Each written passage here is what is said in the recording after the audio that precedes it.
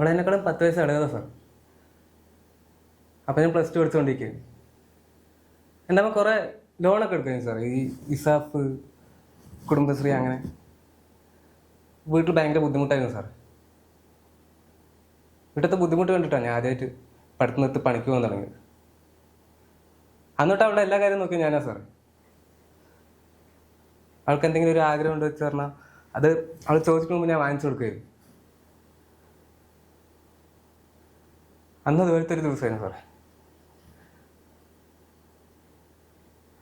അവൾക്കും കോളേജിൽ ടൂർ പോകണമെന്ന് ആഗ്രഹം ഉണ്ടെന്ന് അവളുടെ ഫ്രണ്ട് പറഞ്ഞിട്ടാണ് ഞാൻ അവരോട് നിർബന്ധിച്ചു സാറേ അവൾ ടൂർ പോയത്. പക്ഷെ എനിക്കറിയില്ലായിരുന്നു സാർ. അന്നാണ് ഞാൻ അവളെ അവസാനം കാണാൻ പോകുന്നത് എനിക്കറിയാം. 2 ദിവസം കഴിഞ്ഞ് അവളെ കണ്ടു സാർ, മോർച്ചറി വെച്ച്. ആ 2 പേരും തീർന്ന് എൻ്റെ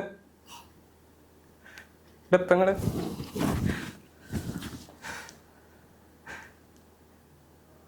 നിയമത്തിൻ്റെ മേലെയൊക്കെ ഭയങ്കര വിശ്വാസമായിരുന്നു സാർ. എൻ്റെ പേരും കുറേ പോയതാണ്.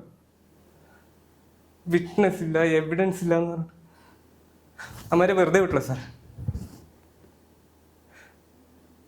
ശരിക്കും അന്നല്ലേ സാർ,